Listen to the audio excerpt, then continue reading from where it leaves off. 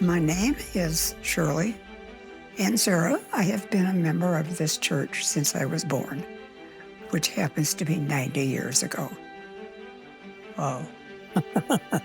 I am Elias Ruscalo. I've been in this church since 1960. My name is Archie LaGrave. I'm one of 5 kids of the Archie and Josephine LaGrave family. St. George, an Orthodox community deeply rooted in the heart of Grand Rapids.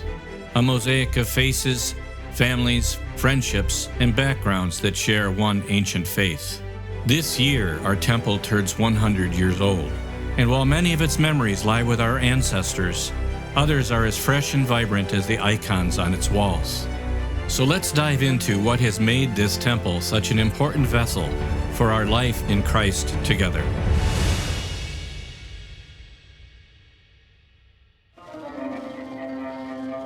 In late 1908, a group of Lebanese immigrants paid $3,200 for property at 200 William Street. Following the Julian calendar, St. George had its first official Christmas service in January of 1909.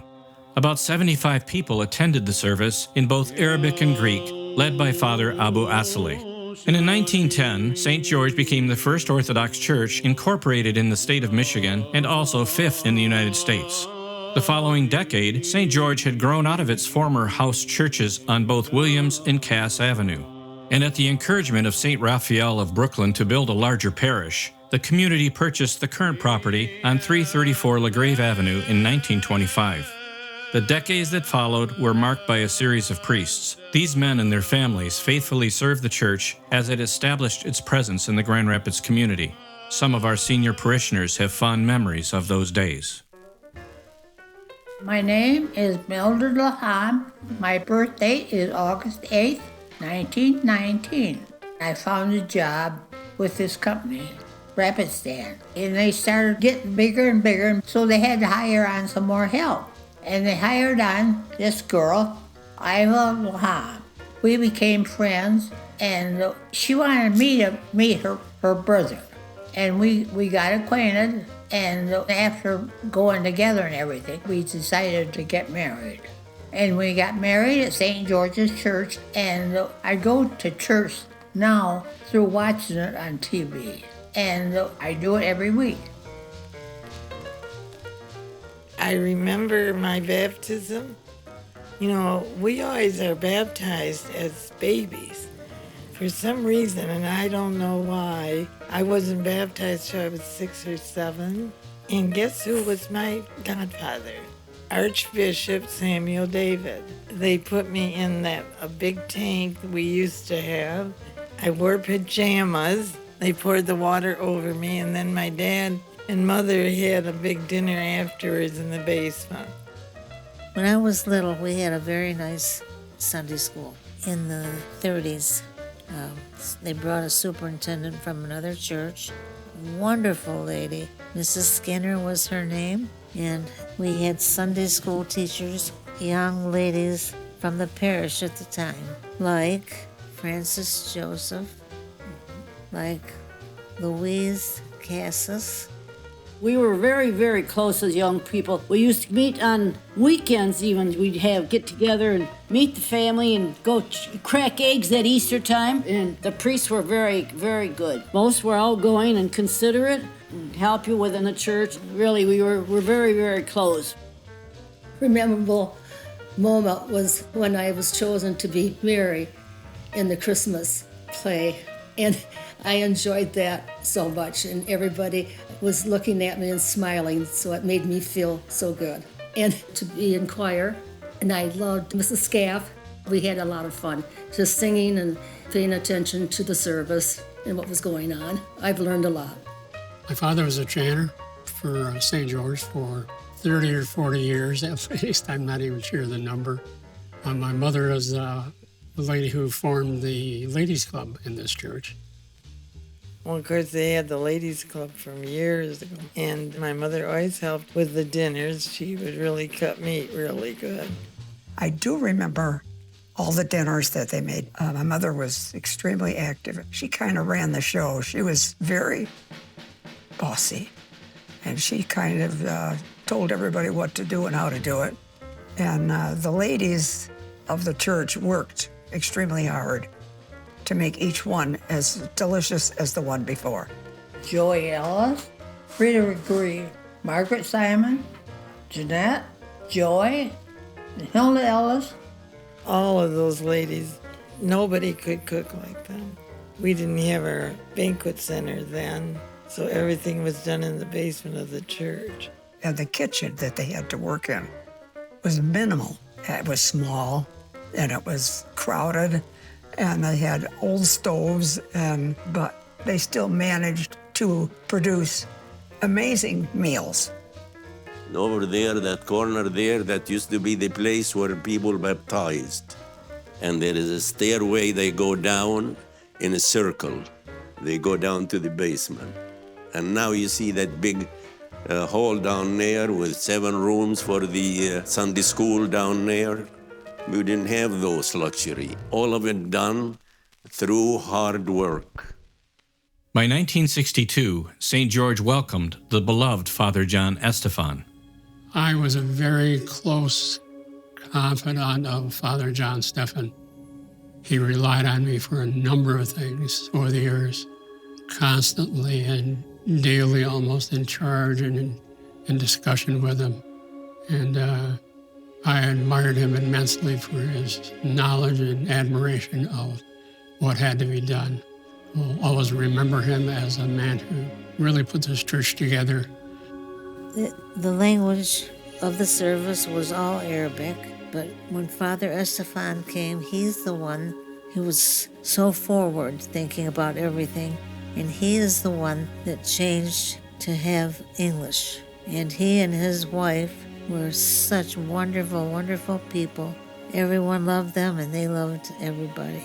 And with the layers of thriving generations making their spiritual home here, St. George's Temple was feeling the need for updates. In 1973, the parish took on the front lobby addition. Kenneth was president of the parish council for many years and very involved in the remodeling. Mr. Ellis and I were on the finance committee. We went to the bank and we got $200,000. So we decided on fixing what we want to do in the church. The addition provided the church with many improvements, including expansion of the basement with additional square footage for coffee hours, Sunday school classrooms, and social gatherings. And while the parish hired outside help for the majority of the improvements, many parishioners rolled up their sleeves and got involved themselves. My dad was a professional painter and painted the lower level of his church a number of times over the years. I have my brother-in-law from Canada. He is a painter. I told him to come and paint the church here. You know that hall up there in there? I was up there, helping holding the paint bucket while he's painting the upper peninsula up there. Into the 80s and 90s, the new addition proved to be a valuable investment into the lives of the faithful as they raised 3rd and 4th generations in the faith. Countless weddings, baptisms, and funerals had taken place under the prayerful heart of Father John Estefan. And as the branches of family trees blossomed, the church undertook a number of renovations in memoriam of the generations that had gone before them.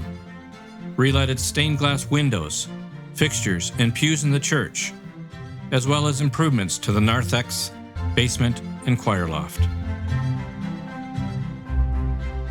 My city, my grandma, Westine, we always sat in the back row. My mother did, and then I did the same thing. I always remember all the windows by the pews, and there's one my mother gave in my memory of my dad. And I always look at that when I'd be in church. And they were lovely if the sun shone through. At the turn of the new millennium, the community looked to its next big project to help support the community and its ministries. A space to host weddings, funeral wakes, annual gatherings, and special events. One of which was the most special of them all.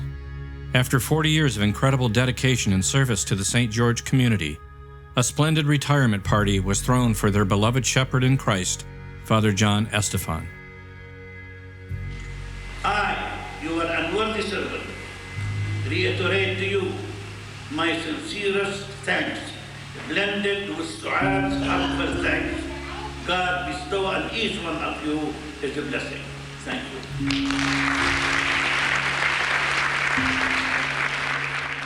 Following Father John Estefan, God has blessed the community with remarkable clergy and their families.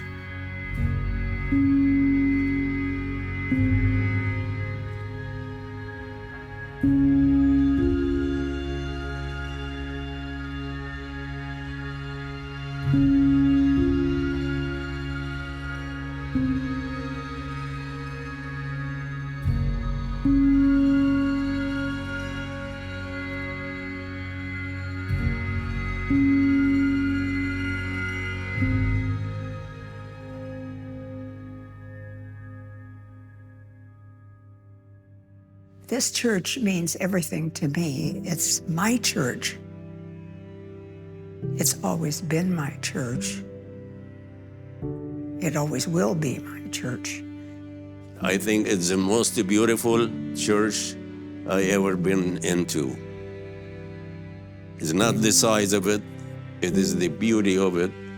You come to church, you feel you are happy to be there. So we've never let up on the fact that this is a church, and this is a place to come and worship. And this is a place where you have a family, and it's a huge family. Our years have been good at St. George, and hopefully we've given more than we've received. And with each new change, we continue to grow in what remains unchanged, where Christ is past, present, and future, where we are now and where we strive to be.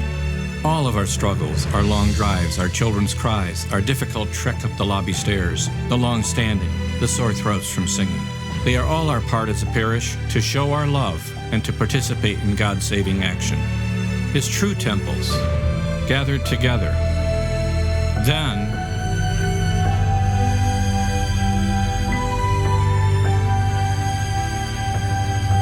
now,